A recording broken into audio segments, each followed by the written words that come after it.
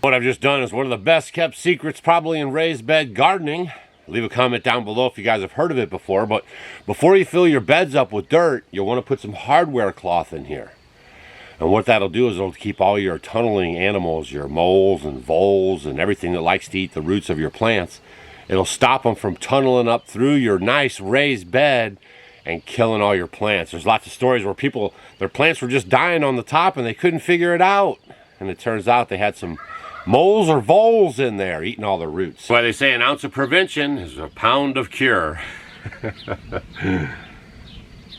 So now what I'll start doing is adding all our organic material in here and raising it all the way up. And then I'm going to show you guys before we get out of here some of our other raised beds and some of the food that we're growing. We grow 90% of our own food. But today what I want to do is talk about your food system because Stacy and I are pretty independent on growing our food. But it turns out that they're really after your food. So you guys want to be on the lookout for some of this Franken food that's going to be showing up in a store near you. So behind me you can see we have some onions, some cabbage, potatoes. Over here we have some more potatoes, some herbs, and just on and on with all of our raised beds. We're growing over 90% of our own food. We live 100% off rainwater. We poop in buckets. We live off-grid, which means we have zero public utilities. Nobody can boss us around, tell us what to do, or hold us hostage. And, you know, it's actually a very empowering feeling.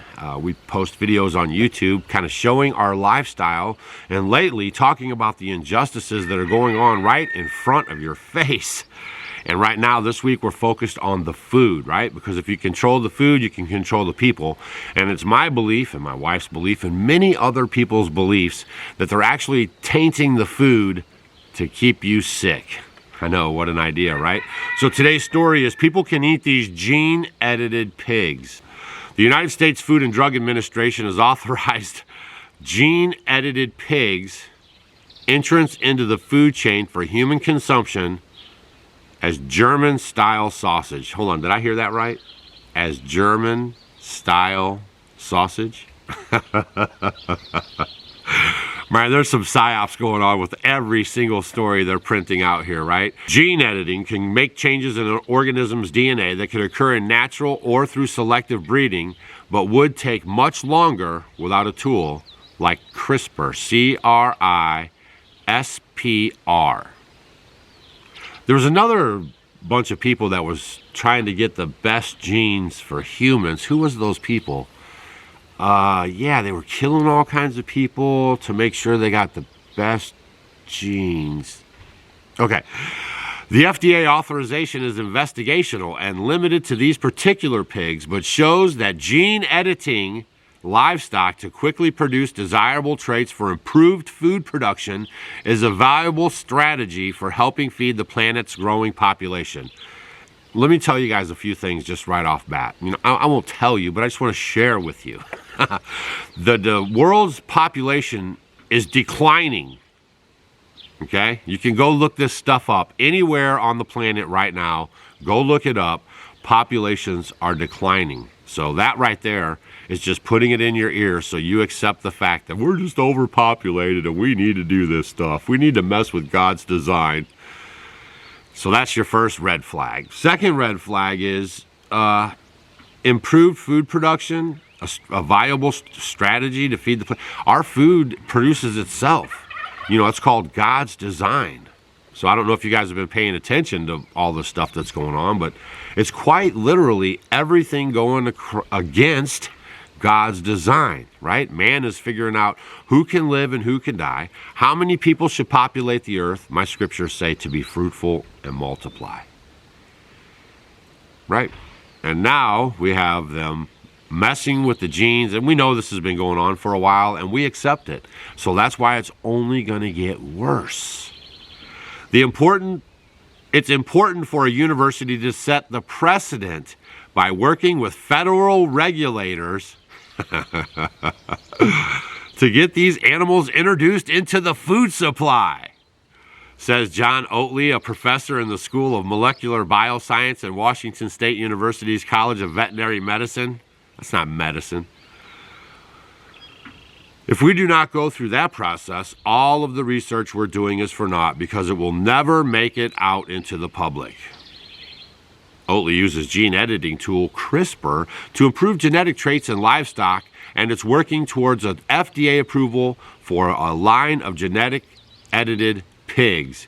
He undertook the investigational food use authorization process for 5 gene edited pigs to demonstrate that food made from animals is safe to eat and that it's possible for an academic institution to achieve this type of FDA authorization. So they're going to the colleges now. If you're not hip to this stuff, they're using the colleges for everything, for all the indoctrination and everything else. Now, there's one part in here I want you guys to pay close attention to, and then I'll wrap this little read up. The pigs were originally gene edited in a way that would enable researchers to use them to sire offspring with traits from another male pig, known as surrogate sires. This technology first gene edits male animals to be sterile. So we're finding out the true goal is to learn how to gene edit to make people sterile, or to make pigs sterile. Known as surrogate sires, this technology first gene edits male animals to be sterile by knocking out a gene called NANOS2 that is specific to male fertility. Are you guys listening?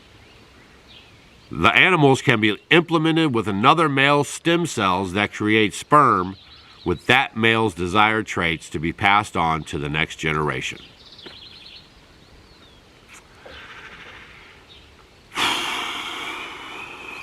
Y'all, this is not going to end well. This is not going to end well. So before you guys get out of here today, there's a couple of things I just want to express to you. One, as a, Bible-believing Christian, or however you call it these days, I am astounded by the silence from the church and from the pulpit. I'm astounded by it. Evil right now is on full display in our country. Right in your face, on full display. And the sad thing is that people aren't receiving the other side of the message. They're not hearing the good news of salvation. They're not understanding about God's design.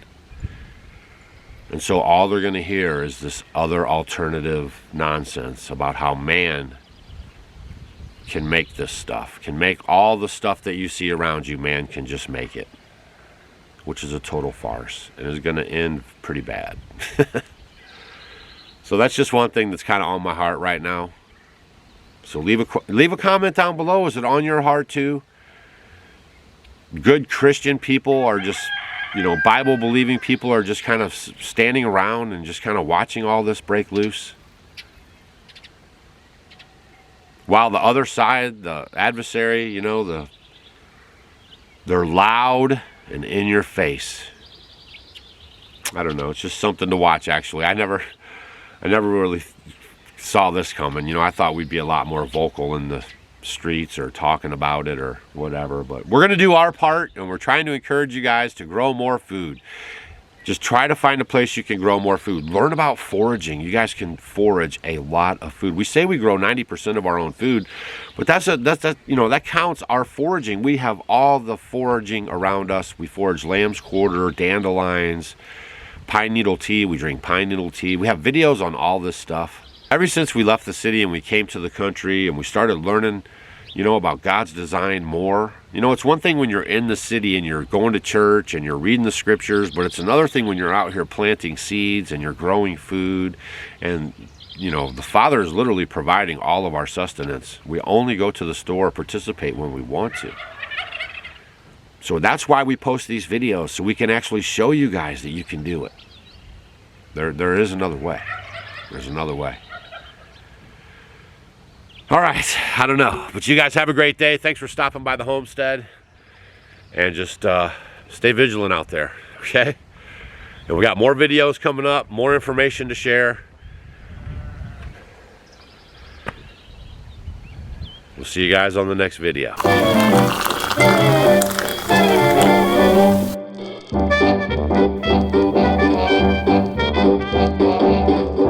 Did Did you guys know that in the 16, 17, and 1800s, chocolate was consumed as a beverage? There was no such thing as a chocolate candy bar. Well, we're bringing chocolate tea back to the 21st century because it's loaded with antioxidants our body loves, and it's a great source of magnesium that's wonderful for bone and heart health. It's a great addition to your coffee machine or your French press, or just along with your favorite sweetener. You can find it on offgridwithdougandstacy.com, along with our brand new tea infuser, simple to use for easy steeping. Cheers!